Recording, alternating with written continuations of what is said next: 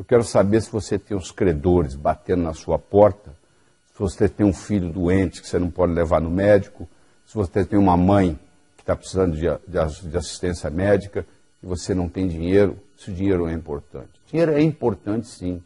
Se você for nas penitenciárias, 99,99% do pessoal que está lá por causa de dinheiro.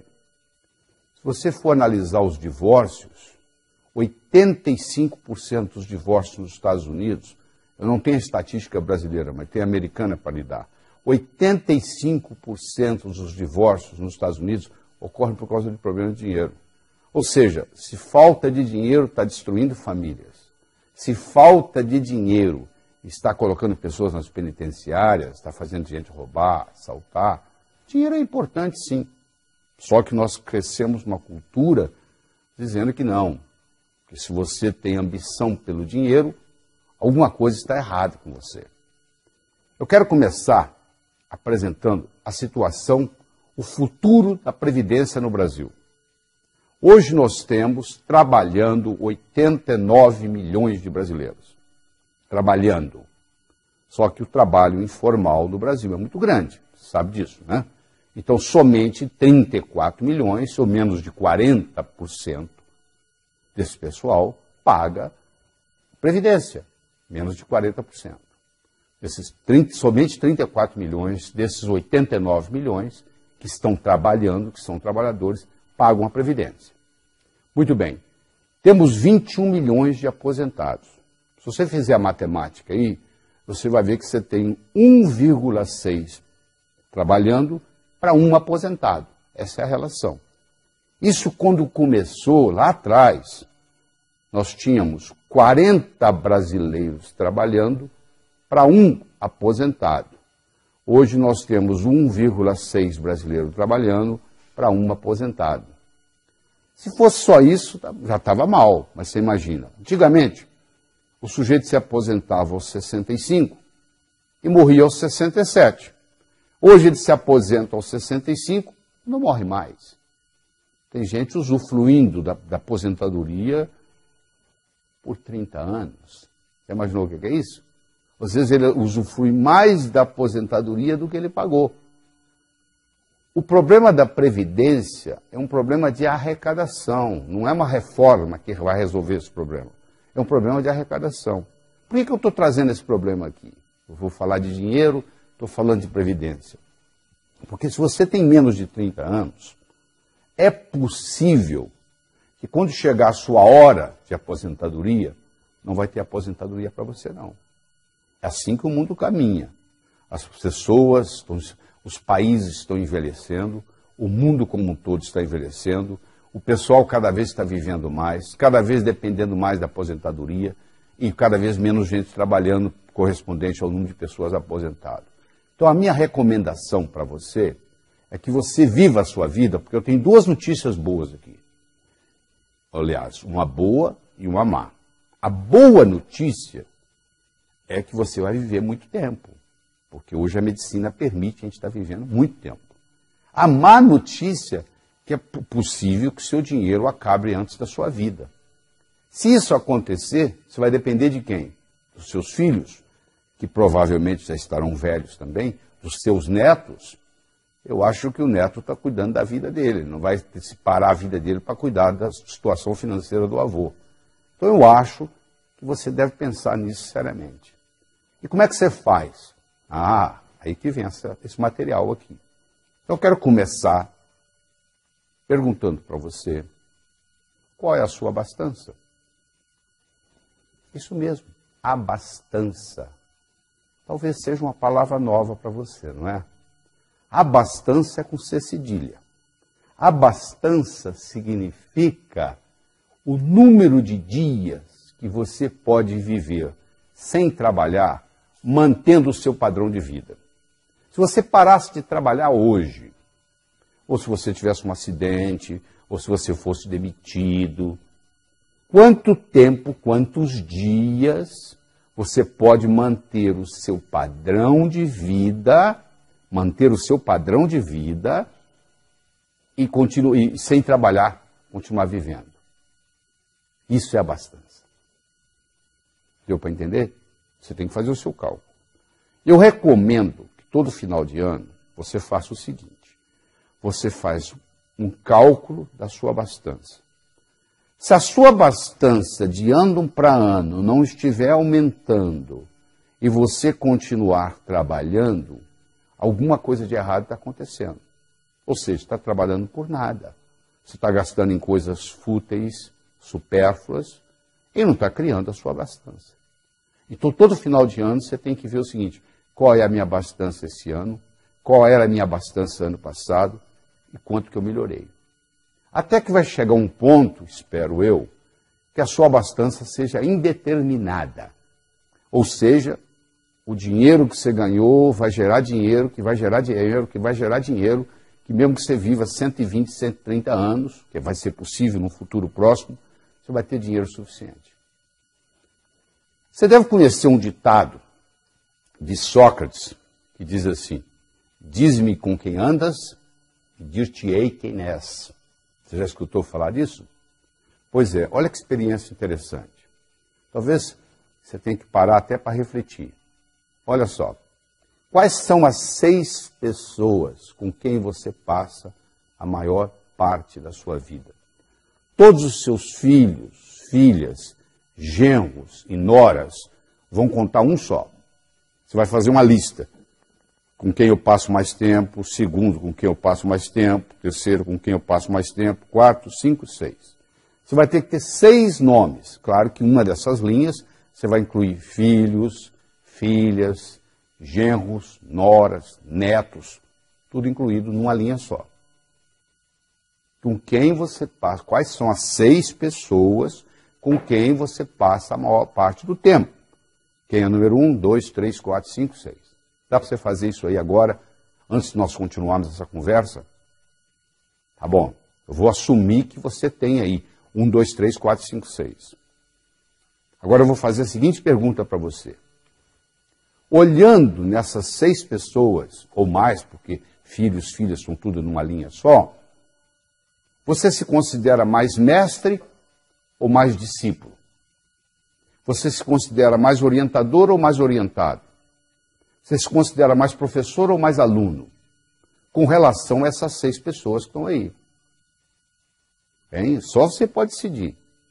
Olha para esse pessoal todo que você escolheu, decida. Agora, você é mais mestre ou mais aluno? Mais orientador ou mais orientado? Mais professor ou mais aluno com relação a essas pessoas?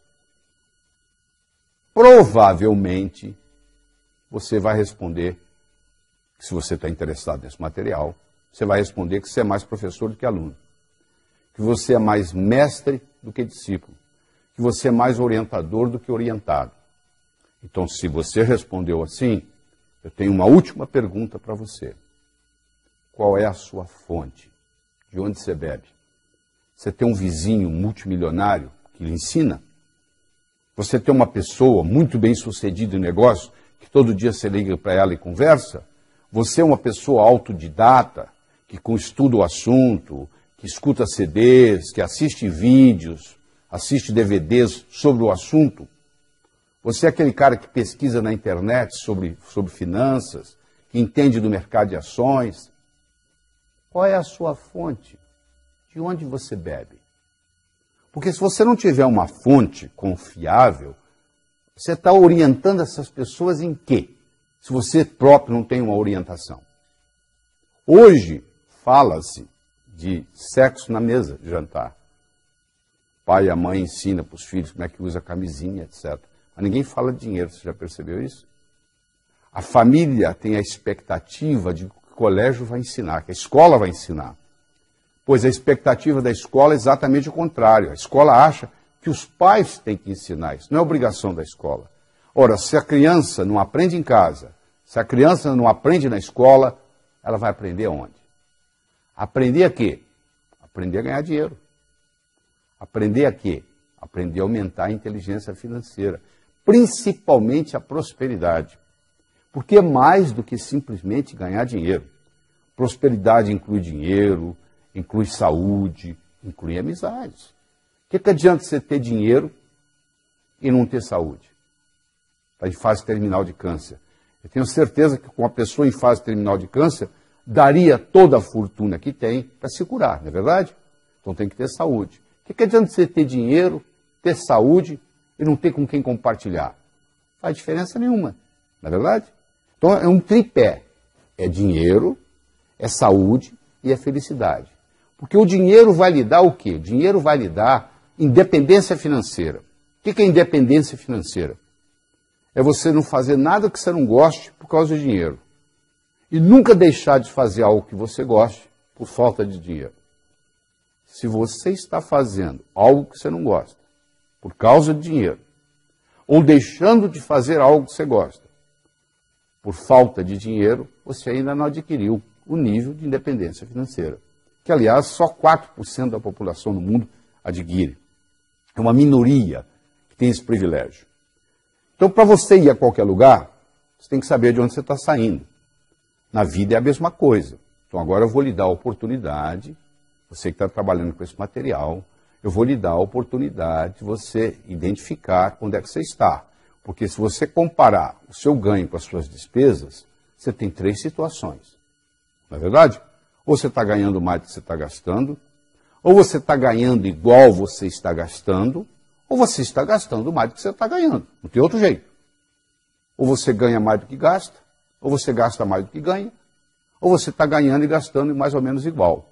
Então, levando em consideração tudo isso, você vai poder, nesse momento, determinar o seu nível financeiro. Eu tenho 4 níveis aqui para você estudar qual que é o seu. Vou falar o primeiro. Sobrevivência. A própria palavra já diz, sobreviver. Significa o seguinte, eu estou trabalhando hoje para pagar o que eu gastei ontem. Eu estou sobrevivendo. Isso é sobrevivência. Número 1. Número 2. Estou trocando 6 por meia dúzia. Sabe o que significa trocar 6 por meia dúzia? Eu estou pedalando. Se eu parar de pedalar, eu desequilibro a bicicleta. A bicicleta só se mantém em equilíbrio se você estiver pedalando. Para de pedalar para você ver. Você cai ou para a direita ou para a esquerda. Então o sujeito está pedalando, ou seja, ele está ganhando, gastando, ganhando, gastando, ganhando, gastando. Esse é o nível 2. O nível 3 é quando você está guardando dinheiro debaixo do colchão. Não é literalmente colocando o dinheiro debaixo do colchão. Não é isso que eu estou falando, não. Eu estou usando essa expressão para indicar o seguinte, está sobrando dinheiro, só que você não sabe o que fazer, você não sabe como investir. Só para você ter uma ideia, se amanhã você colocar R$100 na poupança do seu banco e só retirar daqui 10 anos, deixar lá durante 10 anos, o dia que você for lá buscar, se você pegar aquele dinheiro todo, você vai poder comprar uma roda com pneu. Por outro lado, se você amanhã pegar R$100 emprestados, amanhã você pegar R$100 emprestados do seu banco e não pagar juros por 10 anos, daqui 10 anos você vai dever para o banco um carro zero, o valor de um carro zero popular. Se você deixar o dinheiro lá, você vai poder no final comprar um pneu com a roda. Se você sacar o dinheiro e não pagar os juros, você vai dever um carro zero popular brasileiro, que não é barato. Então isso lhe dá uma ideia da perspectiva do processo. Quer dizer, dinheiro na poupança é quase igual você colocar o dinheiro debaixo do colchão. Então esse é o item 3. E o item 4, quer dizer, o primeiro é sobrevivência, o segundo é trocar 6 por meia dúzia, o terceiro é guardando debaixo do colchão, e o quarto é justamente aquilo que nós já conversamos, que é a independência financeira. É quando você atinge um patamar na vida onde você tem uma abastança indeterminada. Ou seja, você pode viver o tempo que você quiser, essa abastança ela vai fazer com que o dinheiro gera dinheiro, que gera dinheiro, que gera dinheiro. Se você viver 120 anos, você vai ter dinheiro. Se você viver 140, você vai ter dinheiro. É isso é o que todo mundo almeja. Atingir um ponto na vida onde a sua abastança se torne indeterminada, indefinida. Ou seja, enquanto você viver, você tem. E você diz assim, eu sei que você deve estar curioso, né? Como é que eu faço isso? Como é que eu faço isso na minha vida? Como é que eu faço isso acontecer na minha vida? Pois bem, por isso que nós estamos aqui. Eu quero começar lhe ensinando sobre a roda da abundância. A roda da abundância é um conceito espetacular. A quantidade de dinheiro que você vai gerar na sua vida é diretamente proporcional à velocidade com que a roda da abundância vai girar na sua vida. A roda da abundância tem dois lados, o doar e o receber.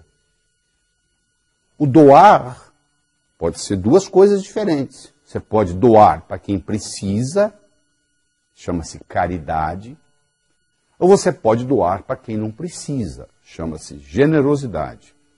Então, doar é a metade da roda. Uma roda não roda só com a metade. O cara que não quer doar nada, a roda da abundância não roda na vida dele. Ele pode até ter uma conta bancária avantajada, mas ele pensa como pobre, vive como pobre, se sente pobre, porque ele não faz parte da abundância do mundo. Então, doar é um grande segredo. Pergunta para os Rockefellers, o próprio Bill Gates acabou de se aposentar e agora vai se dedicar tempo integral ao altruísmo, tempo integral à fundação, ou seja, para ajudar os necessitados. Porque ele sabe, ele descobriu esse segredo que os Rockefellers descobriram, que todo mundo sabe, que é dando que se recebe. Então deixa eu falar um pouco na diferença entre caridade e generosidade.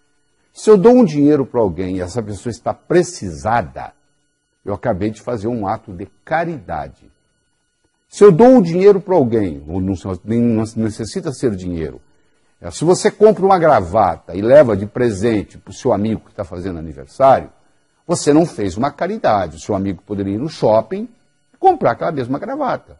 Ele não está precisado para comprar a gravata. Você não precisa ter levado a gravata para ele. Você não foi caridoso.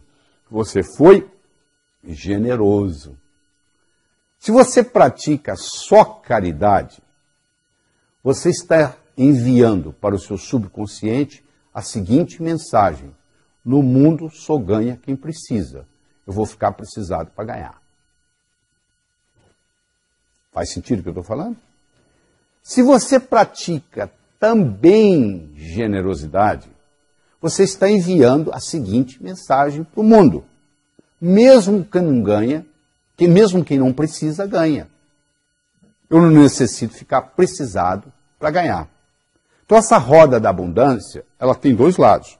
O doar, que nós acabamos de falar, e o receber. Tem gente que não aceita nada dos outros, você já percebeu? Tem gente que faz favor para os outros, mas não aceita favor de ninguém. Isso tem um nome. Como é que chama? São pessoas soberbas. O que é a soberba? Você acha que não precisa de ninguém. As pessoas precisam de você. Então essas pessoas não têm problema no lado do doar, mas elas têm um problema do lado do receber. E como a roda é metade doar e metade receber, vem um problema. Esse conceito da roda doar, receber, eu poderia trocar a palavra doar pela palavra vender. Eu poderia trocar a palavra receber pela palavra comprar. E eu vou lhe explicar toda a recessão do mundo, toda a economia mundial. O que é uma recessão? É quando o comprador para de comprar, o vendedor para de vender, o comprador para de comprar, o vendedor para de vender, entra em recessão. O que é sair da recessão? O comprador começa a comprar, o vendedor começa a vender, comprar, vender, sai da recessão. Eu posso explicar a economia mundial baseada nessa roda da abundância. Só que aqui eu troquei a palavra vender pela palavra doar e troquei a palavra comprar pela palavra receber. Então eu tenho 4 situações básicas na vida. Eu tenho o sujeito que tem problema em doar, mas tem facilidade em receber. Essas pessoas são pessoas egoístas. Elas têm habilidade de receber, mas não querem doar. Venha a nós o vosso reino nada. Tem pessoas que têm dificuldade tanto em doar quanto em receber. São pessoas estéreis. Elas têm dificuldade em doar e dificuldade em receber. Não é verdade? Tem pessoas que têm facilidade em doar, porém dificuldade em receber, que nós já falamos que são as pessoas soberbas. E finalmente nós temos uma pequena população do mundo que tem tanta habilidade de doar quanto receber. São pessoas prósperas. São pessoas que conhecem o caminho das pedras. Uma pessoa próspera, se você tirar a riqueza dela, ela manifesta de novo. porque ela conhece o caminho.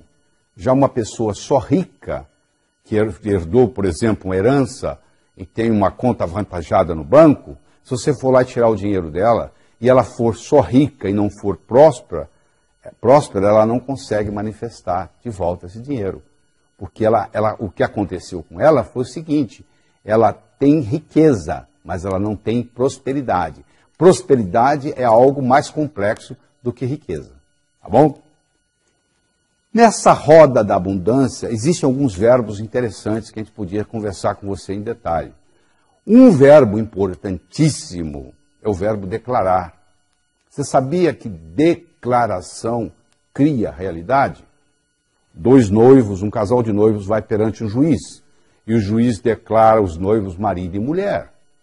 Imagine se ela falasse assim, seu juiz, eu mudei de ideia, eu não quero me casar mais. Ele vai dizer, agora você tem que se divorciar, porque eu já declarei vocês marido e mulher. Olha que interessante, uma declaração cria uma realidade, jurídica no caso. Eu declaro ser próspero, eu passo a fazer o que gente próspera faz, eu passo a ter prosperidade. Então eu tenho que ser, fazer, ter. Ah, se eu tivesse dinheiro, quanta gente fala assim? Mas isso não funciona. Existe um livro nos Estados Unidos, que não foi traduzido para o português, onde eles estudaram os 20 maiores ganhadores da maior loteria dos Estados Unidos, que é a loteria da Califórnia. E estudaram esses indivíduos durante 10 anos. Do momento que eles determinaram fazer o estudo, eles fizeram daqui para trás, quem foram os 20 maiores ganhadores? Vamos acompanhar esse pessoal por 10 anos. Você acompanhou. 10 anos depois, 18 dos 20 maiores ganhadores da maior loteria do mundo estavam mais pobres do que antes de ganhar a loteria. Vou falar de novo. 10 anos depois, 18 dos 20 ganhadores da loteria californiana estavam mais pobres do que antes de ganhar a loteria. Provando, mais uma vez, que o sucesso vem de dentro. Eu tenho que ser, fazer, ter. Se eu tiver sem ser, não pertence a mim. Você já viu várias notícias na televisão brasileira de pessoas que ganharam na loteria e criou-se um grande problema na vida delas. Justamente porque recebeu o dinheiro e não estavam preparados para isso. Entendeu? Então isso é muito importante você entender essa história do declarar. A segunda coisa importante é o verbo solicitar. Tem um ditado que diz assim, o mendigo tímido termina o dia com a bolsa vazia. Porque ele não solicitou. Ele não pode ser tímido se ele quer ser mendigo. Ele tem que aprender a lidar com não. O mendigo lida com não o dia inteiro, porque a maioria não dá dinheiro para ele.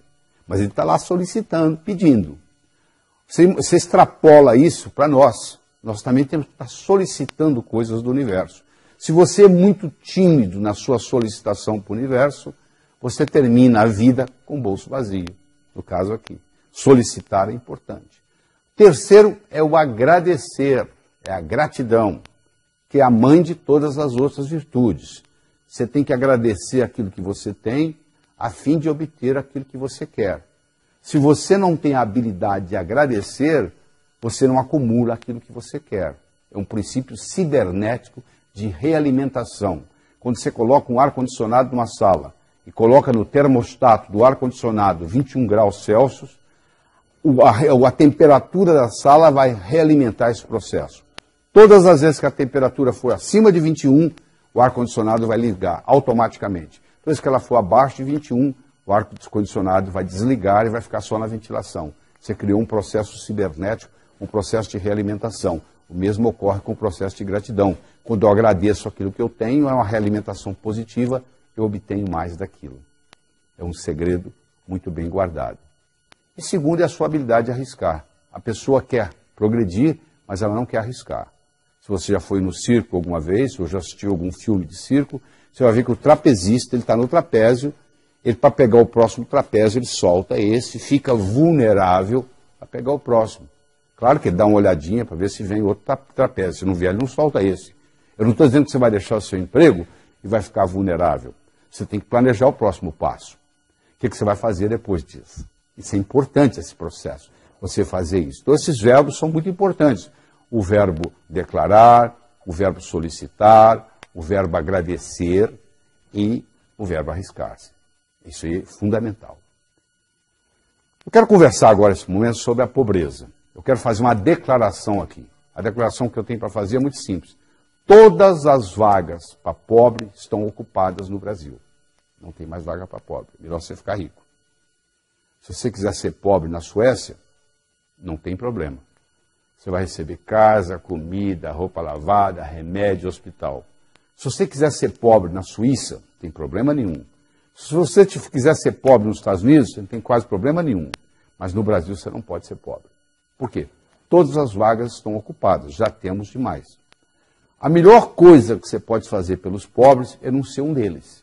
Ou seja, você está do outro lado para ajudar. E nós temos que fazer, não é fazer o pobre, o rico ficar pobre, é fazer o pobre ficar rico. Você nunca pode fortalecer o fraco enfraquecendo o forte. O jeito de você fortalecer o fraco é fortalecendo o fraco, não é enfraquecendo o forte. Por que você acha que tem tanta pobreza no Brasil? Um país com 8.513.844 km², onde o sol brilha 365 dias por ano, onde aqui não tem terremoto, aqui não tem furacão, onde todo estrangeiro que vem aqui e mora aqui por um período de tempo acha que isso aqui é o paraíso das oportunidades, só o brasileiro que não vê isso. Por que a gente tem tanta pobreza? Por algumas características. A primeira delas é a ignorância financeira. Nós não somos educados financeiramente, nós não aprendemos sobre a lei do ganhar, a lei do gastar, a lei do economizar, a lei do investir, que são leis universais, que funcionam em qualquer lugar que você for, em qualquer cidade, em qualquer país, em qualquer nação, em qualquer continente. E mais sério ainda são os preconceitos que nós temos contra dinheiro. Dinheiro é sujo, gente rica não entra no céu, é mais fácil um camelo passar pelo fundo de uma agulha do que um homem rico entrar no céu. Você imagina que você tem 5 anos de idade, você não sabe onde você está indo, porque você está consciente, mas não está consciente que está consciente aos 5 anos. Você sabe que você vai num lugar importante, porque colocar a melhor roupa que você tem, e você vai e tem alguém pregando. É mais fácil um camelo passar pelo fundo de uma agulha do que um homem rico entrar no céu. Saiu dali, seu pai te leva ao zoológico, e tem aquele animal enorme. E você pergunta, papai, o que é aquilo ali? Aquilo ali, meu filho, minha filha, aquilo ali é um camelo, grande, hein, pai? Você chega em casa, você abre a gaveta de costura da sua mãe, você pega a agulha, olha, e com 5 anos você declara, eu quero ser pobre. Só que você esqueceu que você fez essa declaração, quem estava pregando lá também esqueceu de lhe ensinar que o conceito não é bem esse, não.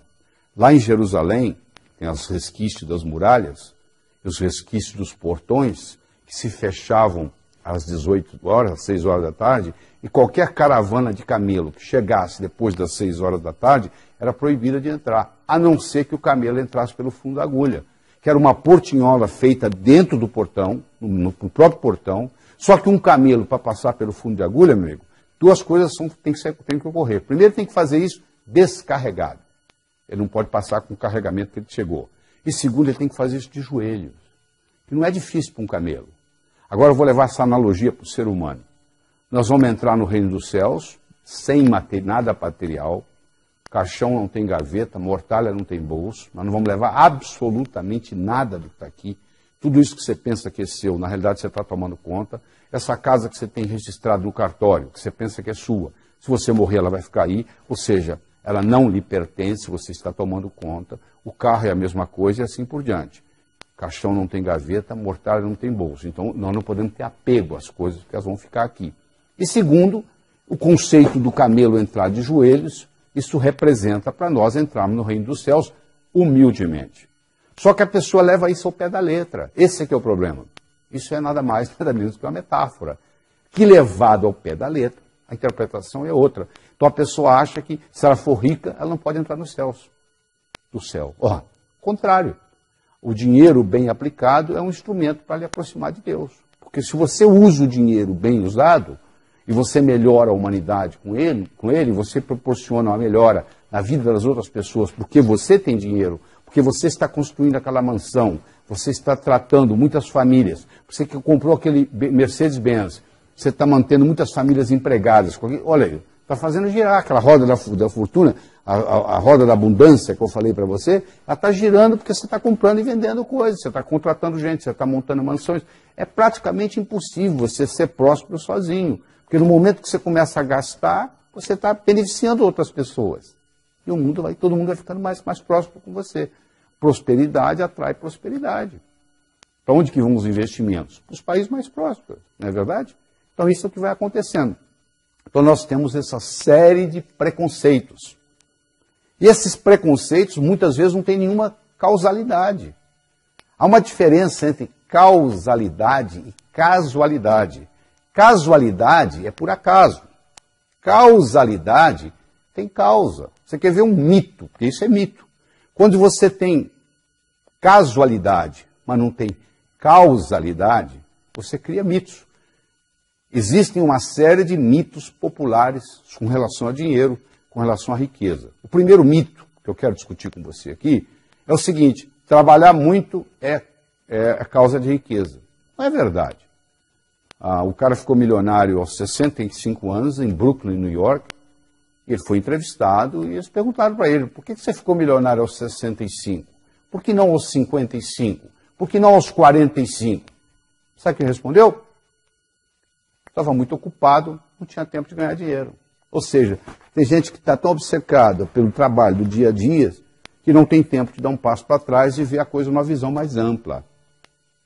Então não é verdade, não é trabalhar muito que traz riqueza, é trabalhar de uma forma inteligente, é aprender a alavancar. Se você pedir para derrubar uma porta, eu não tenho força física para isso. Mas se você me entregar um pé de cabra, eu derrubo com esse dedinho aqui, ó. Eu estou alavancando. Ou seja, eu estou trabalhando de uma forma inteligente. Alavancar no mundo de negócios é trabalhar de uma forma inteligente. Então isso é muito importante. Vamos para o segundo mito? Não é correto trabalhar e se divertir ao mesmo tempo. Não, sabe o que eu faço? Durante a semana eu trago o leite das crianças. Agora no final de semana eu faço o que eu gosto. Meu amigo, o que você faz como diversão, alguém faz como profissão. O que você faz como hobby, alguém faz como trabalho. Qual o seu hobby? O meu hobby é jogar tênis.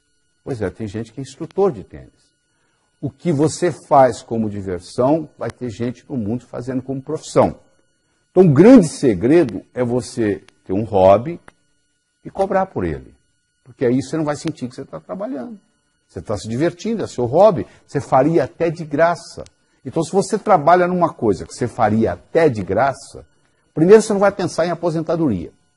Porque se você faria até de graça, você quer continuar fazendo. Aquilo que o cara sonha que vai fazer depois de aposentado. Se você já estiver fazendo aquilo que você sonha de fazer, não vai fazer diferença. Você não vai estar pensando em aposentadoria, que é outro problema sério. Porque hoje tem-se o conceito que o sujeito tem que se aposentar aos 65. Como as pessoas estão vivendo mais, isso vai chegar uma hora que vai ter que mudar, tá bom? O tempo de trabalho vai ter que aumentar, porque senão não tem outro jeito. Já não tem solução. A Previdência já está quebrada, etc. e tal, você sabe muito bem disso. Eu não vou estar discutindo isso aqui. Mas eu quero dizer para você o seguinte, que esse tempo de trabalho, uma hora vai ter que aumentar, porque a longevidade está aumentando. Mas tem que ser uma longevidade saudável também. Não adianta você viver mais e viver mais tempo doente. Não adianta eu viver 90 anos e ter Alzheimer dos 81, 90. Passei 9 anos, ou seja, 10% da minha vida doente. Não adianta nada. Terceiro mito. A ocupação correta é importante para ganhar dinheiro. Sabe por que eu não sou rico? Porque eu escolhi a profissão errada. Se eu tivesse escolhido a profissão do meu irmão, o que seu irmão é? Meu irmão é médico. Eu conheço médico pobre, médico rico. Advogado pobre, advogado rico. Engenheiro pobre, engenheiro rico. Jornalista pobre, jornalista rico. Qualquer profissão você tem rico e pobre. Então essa história que é a ocupação que faz a diferença não é verdade. Você vai encontrar em todas as profissões gente ganhando dinheiro e gente perdendo dinheiro. Como você encontra em todo o mercado, no mesmo mercado, você vai encontrar empresas ganhando dinheiro e empresas perdendo dinheiro no mesmo mercado. É claro que a empresa, a primeira desculpa que ela arruma, sabe qual é? Isso é por causa do mercado. Aí eu pergunto, se é por causa do mercado, como que o seu concorrente está ganhando dinheiro? Se fosse o mercado, o seu concorrente também deveria estar perdendo dinheiro. E tem concorrente seu ganhando dinheiro. Então é fácil de jogar a culpa para fora. Mas não é isso, não é bem isso. Ah, não é por causa da minha ocupação. Não tem nada a ver com a sua ocupação. Ah, sabe por que eu não ganho dinheiro? Isso é outro mito. Porque eu não tive a oportunidade de ir para a faculdade. Porque eu não tive uma boa formação. Isso também não é desculpa. Se você pegar o Thomas Edison, que foi cofundador com o Morgan, da maior empresa do mundo por muitos anos, que foi a General Electric, ele teve 3 meses de escola. Você pegar o Henry Ford, que revolucionou o mundo automobilístico, com um trabalho dele, que foi na época dele um dos homens mais ricos do mundo, tinha 2º ano de ginásio. Se você pegar uma figura atual, que é o Bill Gates, que tem 3 recordes mundiais, ele também não terminou a faculdade. Ele saiu de Harvard para montar a Microsoft. Eu não estou aqui estimulando ninguém a não estudar. Eu estou dizendo que só estudar não é suficiente. Porque os pais têm aquela ilusão de que se seu filho estudar numa escola boa e tirar boas notas, que o futuro está garantido. Não é verdade. Isso é um requisito, é importante, mas não é necessário, mas não é suficiente.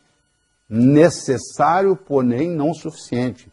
Você não faz um bolo só de farinha, nem só de manteiga, nem só de ovos. São ingredientes necessários, são, mas cada um deles por si não é suficiente. Então é claro que um bom estudo, uma boa educação ajuda. Mas em geral, a maioria do que acontece, o sujeito estuda e vai trabalhar para um que não tem estudo, que nunca estudou. É um paradoxo, né? Porque em geral, o que cai na prova não necessariamente cai na vida. Essa é a grande verdade. Nem sempre o que cai na prova cai na vida. O outro mito, talvez o pior deles, é que não tem o suficiente para todos. Na época da caverna, o PIB era 0. Hoje o PIB é astronômico. À medida que a riqueza do mundo aumenta, mais milionários vão sendo feitos, mais aviões supersônicos vão sendo construídos, mais submarinos atômicos vão sendo construídos, ou seja, a prosperidade do mundo vai aumentando. A Bolsa de Valores de Nova York hoje é 100 vezes maior o giro do que era há 50 anos atrás. Ou seja, a riqueza vai aumentando. Tem para todos, sim. Quer dizer, esse conceito de que não tem para todos é um problema seríssimo, porque a pessoa que tem esse conceito, ela acha que se ela ganhar, alguém tem que perder. Não, para eu ganhar, você não tem que perder. A não ser que você insista. Aí o problema é seu.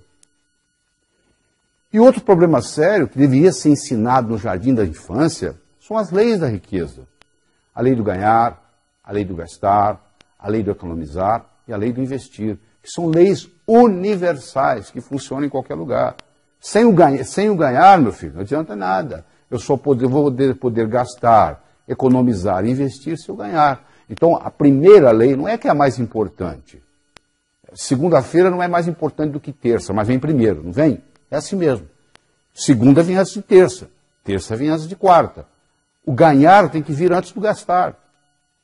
Só que o ganhar é o seguinte, toda a riqueza é criada pela mente humana. Problema financeiro não se resolve com dinheiro.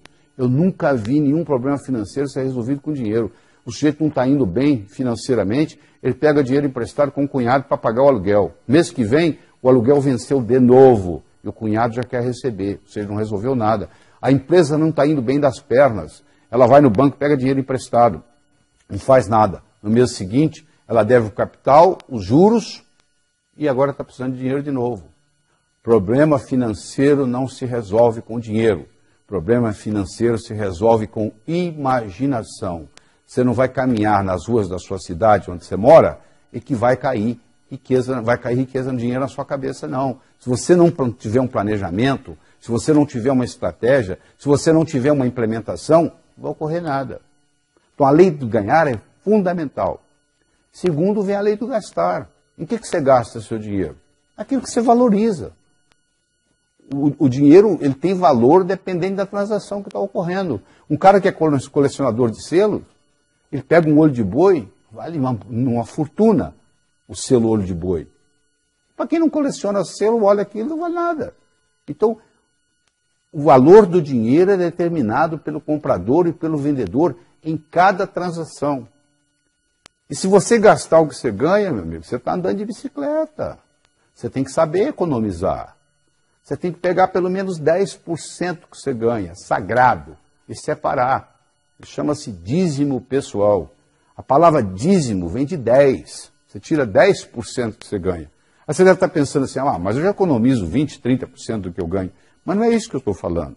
Esse dinheiro, esses 10%, você nunca vai poder gastar em nada perecível ou roubável. Isso tem que... Você pode colocar no banco, você pode comprar um apartamento, você pode comprar um lote, mas você não pode comprar carro, você não pode comprar avião, você não pode comprar barco. Nada que seja perecível ou roubável. Isso aí funciona como se fosse o imã do dinheiro. Existe um indivíduo nos Estados Unidos chamado Robert Schuller, que construiu a Catedral de Cristal na Califórnia, em Los Angeles. Ele tem um programa na televisão americana há mais de 30 anos, todo domingo de manhã ele fala assim, se você me mandar 10% do que você ganha, você ficará rico. Tem gente mandando dinheiro há 30 anos para o Robert Schuller. Por quê? Porque funciona. Se você mandar 10% do que você ganha para o Robert Schuller, você também vai ganhar mais. Você não precisa mandar para o Robert Schuller em Los Angeles. Você pode mandar para o Laí Ribeiro em São Paulo. Você não precisa mandar para o Laí Ribeiro em São Paulo. Manda para você.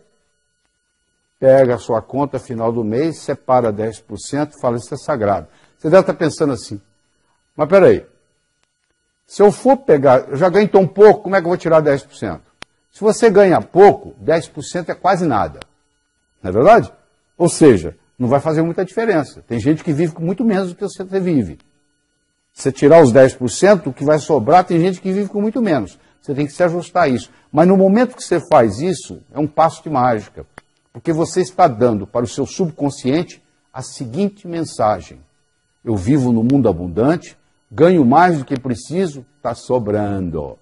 E esse dinheiro acumulado, ele vai criar o que se chama o imã do dinheiro. Semelhante atrai semelhante, ódio atrai ódio, amor atrai amor, a água atrai água, a água vai para o rio vai para o mar, não é verdade? Para onde vai a água? Para onde tem água. Para onde vai dinheiro? Você acha que o dinheiro vai para o pobre? Não, o dinheiro vai para quem tem dinheiro. Se você for lá no banco e falar assim, pelo amor de Deus, me empresta que eu estou apertado. O banco fala para você, não. Agora você chega lá no banco e fala, eu tenho isso. O banco fala, você não quer levar um dinheiro emprestado? Olha que paradoxo. Quem está apertado mesmo, o banco não empresta. Agora, quem tem sobrando, tem crédito. Crédito é paradoxal, é quem não precisa que tem. Você não precisar, você tem. Mas na hora que você precisa, aí não tem. Olha que interessante. É o paradoxo. A vida está cheia de paradoxos, principalmente a vida financeira. Certo? Então é importante você entender isso. Mas uma coisa importante, se você não aprendeu nada até agora dessa nossa conversa, se você aprender sobre a importância do dízimo pessoal, já fez uma diferença muito grande. Se você aprendeu a importância do doar, já fez uma diferença muito grande. Porque você aprender a doar, você pode doar tempo, você pode doar dinheiro. Não é só, é o sistema de doar como um todo, é você se doar. É dando o que se recebe, está lá na Bíblia.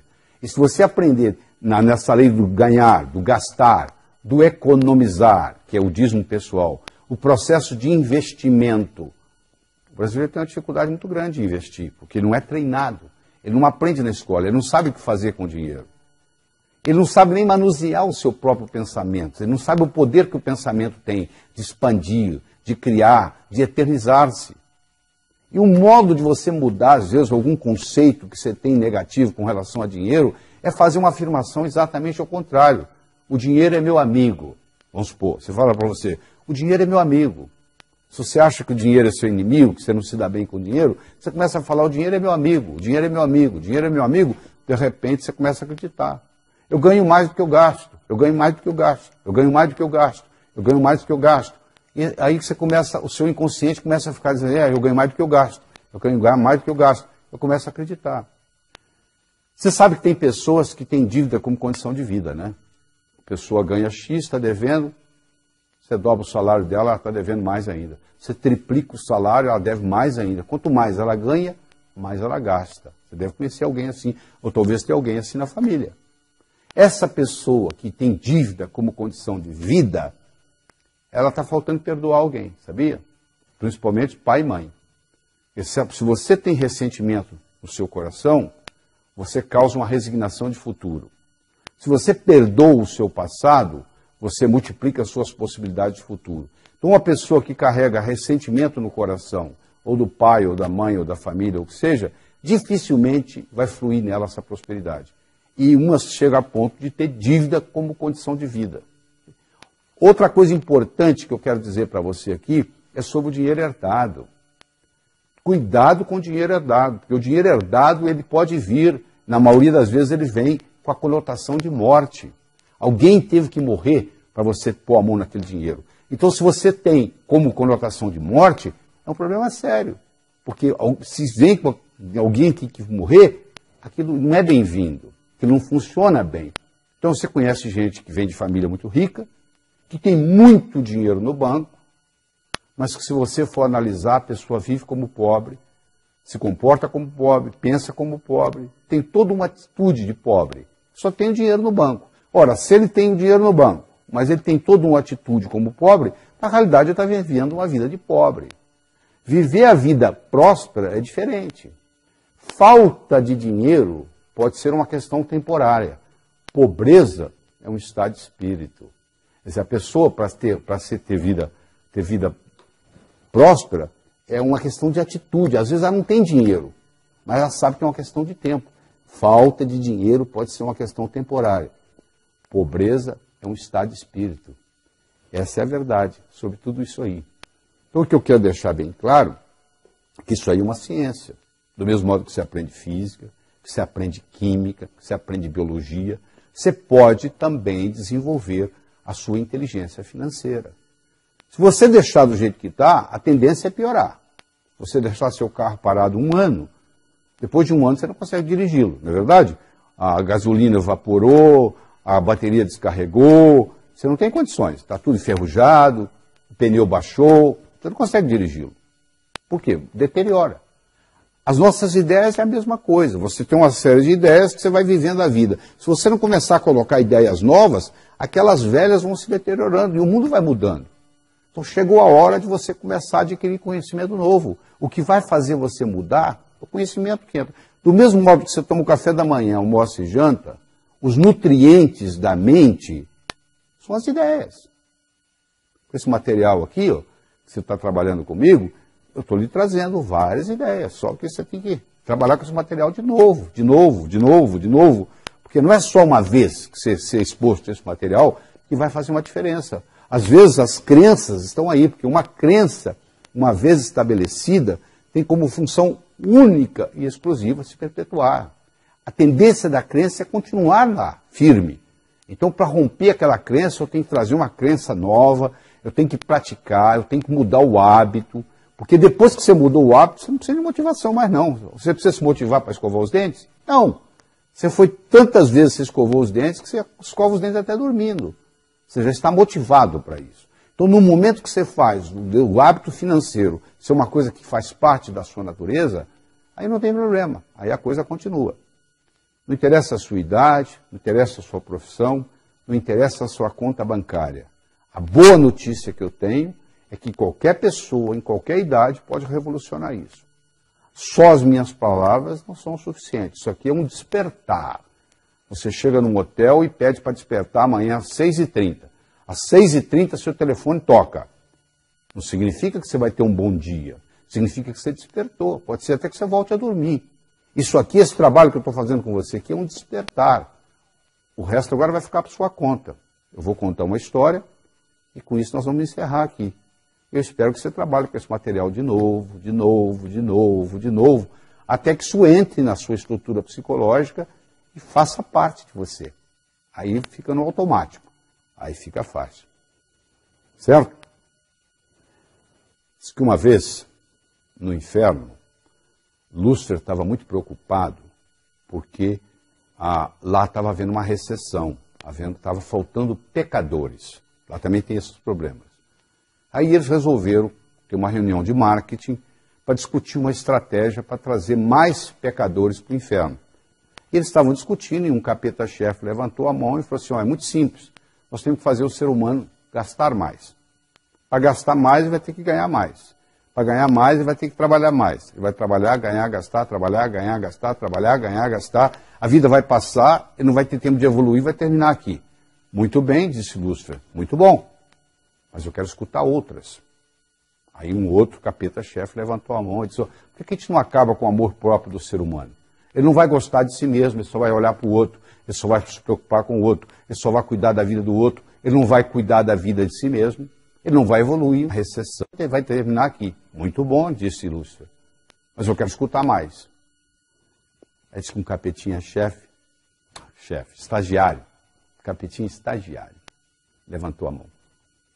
Aí Lúcifer olhou para ele e disse, o que você quer? Eu queria dar uma opinião. Qual é a sua opinião? Por que a gente não faz o ser humano pensar que ele vai viver para sempre? E o que isso tem a ver com vir para o inferno? Perguntou o diabo. Só. Ele vai deixar o importante para amanhã, para amanhã, para amanhã, para amanhã. A vida vai passar, ele não vai fazer nada, vai terminar aqui. Diz que o rosto do diabo se iluminou. Ele disse, é isso que nós vamos fazer. Sabe o que ele fez? Ele colocou na mente de cada um de nós a semente da eternidade. Você pensa que seu vizinho vai morrer antes de você, que seu primo vai morrer antes de você, que seu ex-chefe vai morrer antes de você, mas você vai enganar a morte, não é verdade? Vai aparecer alguma coisa. Todos pensam assim. Se você pudesse conversar com o pessoal que mora, entre aspas, no cemitério, todo mundo lá ia reclamar que morreu antes da hora. Tinha tanta coisa para fazer e morreu. Não adianta nada você ser exposto a esse material, você ter todas essas ideias que você está tendo aí e não colocá-las em prática. Você tem que estabelecer quais são as prioridades na sua vida e colocá-las em prática. Ver o que é importante, começa por aquilo que é mais importante e coloque em prática. Eu espero de coração que novos caminhos se abram à sua frente, que o vento sopre levemente às suas costas, que o sol brilhe suave e morno no seu rosto, que a chuva caia de mansinho em seus campos, e até que nos encontremos de novo. Que Deus lhe guarde nas palmas de suas mãos. Evite o mal, faça o bem, viva a sua vida prosperamente.